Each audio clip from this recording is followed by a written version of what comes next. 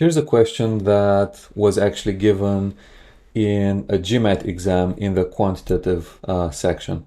So this has an inequality, and we're asked whether there is any quadrant where this inequality is not actually satisfied.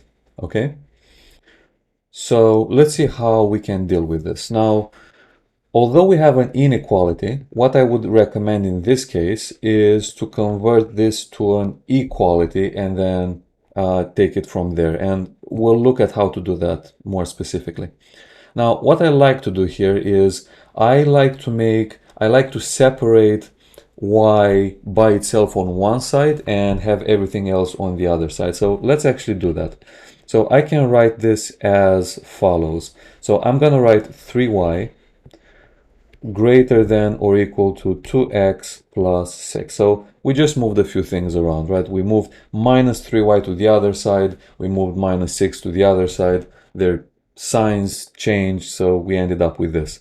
So the last thing to do here is just divide everything by 3. And this gives us y is greater than or equal to 2/3 x plus 2. Okay?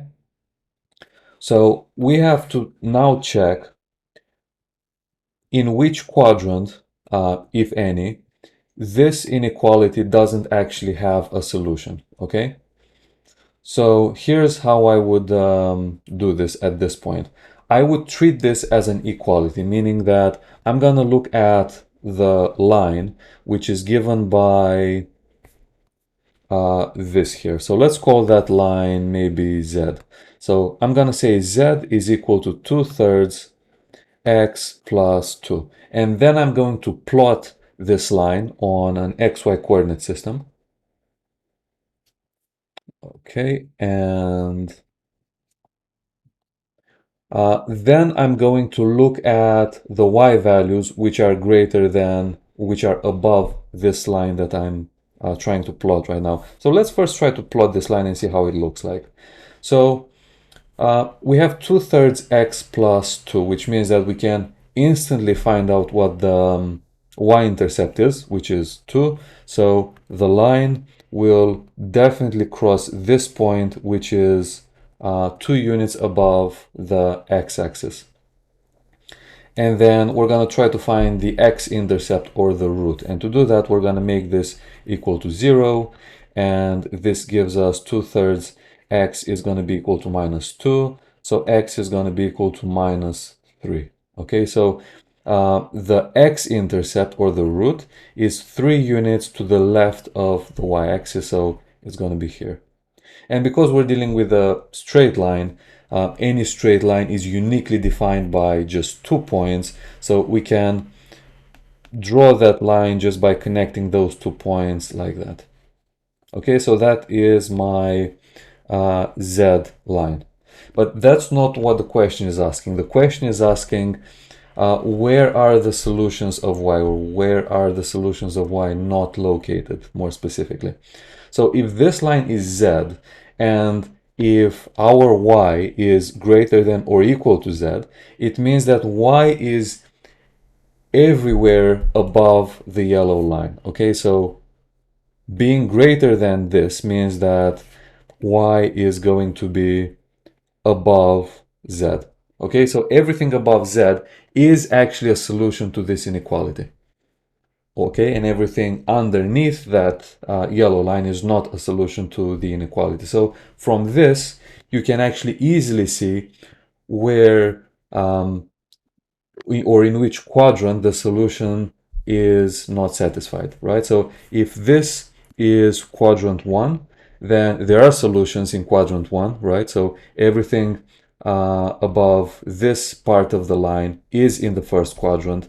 Then this is in the second quadrant, this is in the third quadrant, but there are no solutions in quadrant 4, as you can see.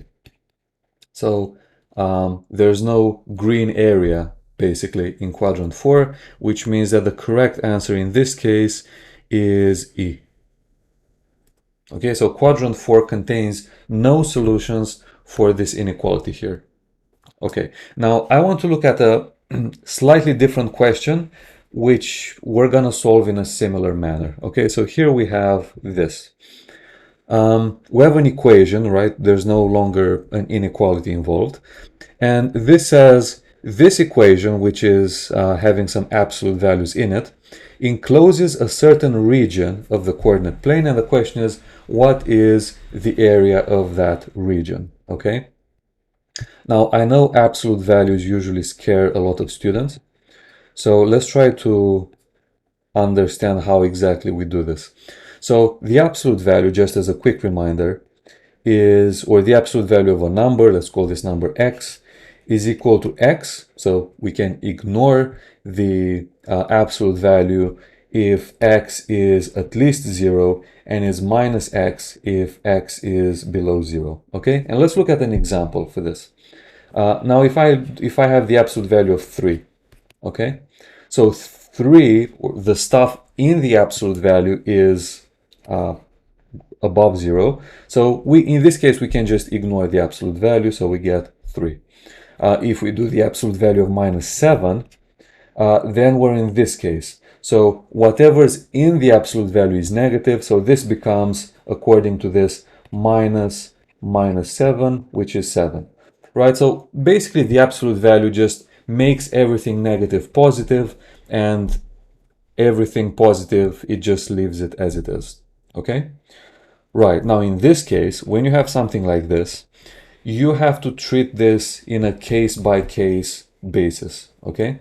So in the first case, we're going to look at what happens when x and y are both negative, okay? Because when both x and y are both negative, we're in this case for both terms, okay? So in this situation, then the two terms become as follows. So we have minus x over 2 minus y over 2 is equal to 5.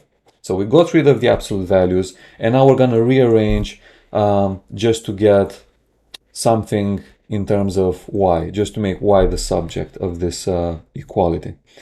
Right, so let me just rewrite this here on this other page, and then we're going to bring y by itself on one side. So I'll put minus y over 2 on the right, which will give us y over 2 equals, and then we have minus x over 2 minus 5, and then we're going to multiply everything by 2, and this gives us y equals minus x minus 10. Okay? And now we can actually plot this, and it's quite easy to plot. So let's see.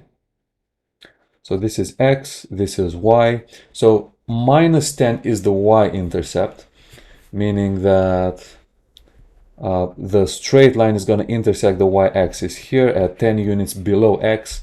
And if we want to find the root, that's quite easy as well. So we make this equal to 0, and this gives us x is equal to minus 10. Okay, and minus 10 is going to be 10 units to the left of the y-axis. So this line looks like this, basically. Now we have to be careful, because this solution, or this line, does actually satisfy this equality, but only when x and y are both negative.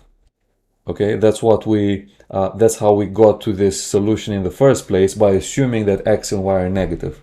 So we have to look where exactly on this graph this happens, right? And that's clearly happening in the third quadrant, right? Because any point in the third quadrant corresponds to x and y both being negative in the same time, right? If you try to look at a point here, then x is negative but y is positive, right?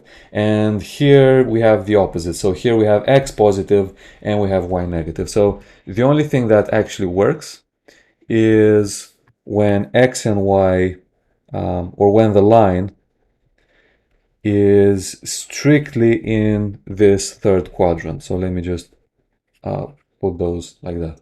Okay, so this is part of our solution.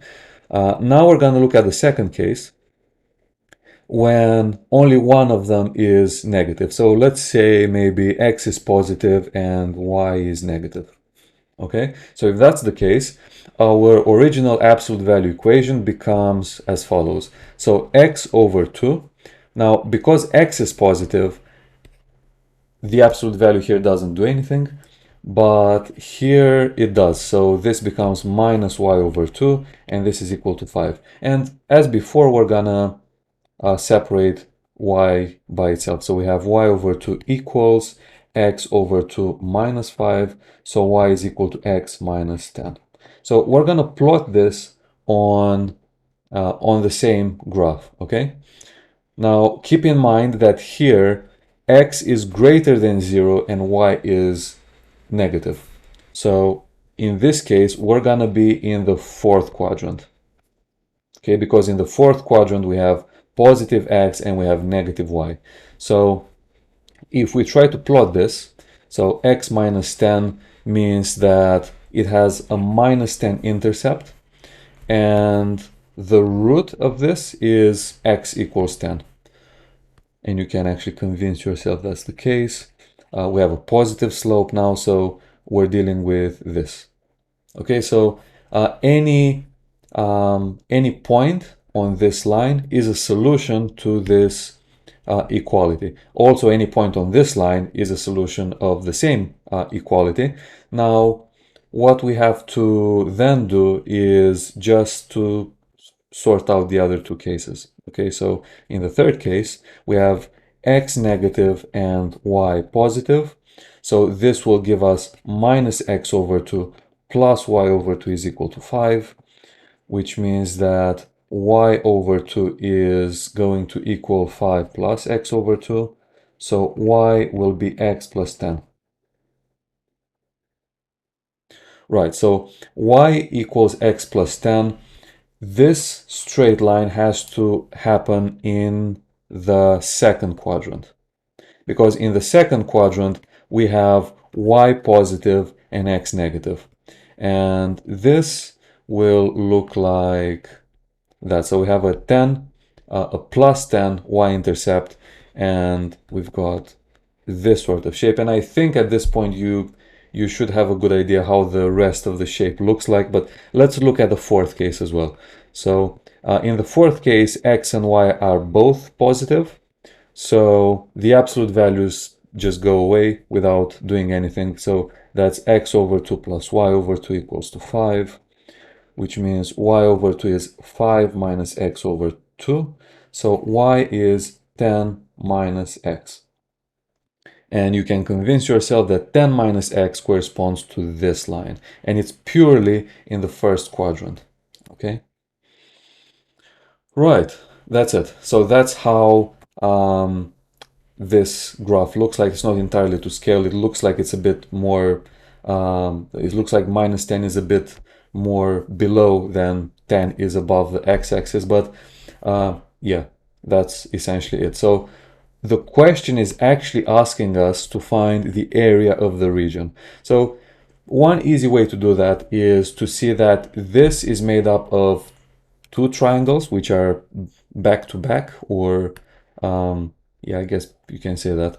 So you have a triangle which is like this, and you have an identical triangle which is like this. So if you find the area of one of them and you multiply that by 2, you'll get the whole area. Okay, so the area of the blue triangle, for example, is base times height over 2. Okay, so the base is the distance from here to here, which is 20, right? It's 10 each side. 0 is right in the middle, so that's 20, multiplied by the height, which is 10, over 2. So this should be 10 over 2. So this is 100, whatever units squared you're dealing with. So this is 100. This is also 100. So the total area is therefore 200, whatever unit we're using squared. So let's look at the options, and as you can see, we have D as 200, and that's actually the right answer. And that's the end of the question.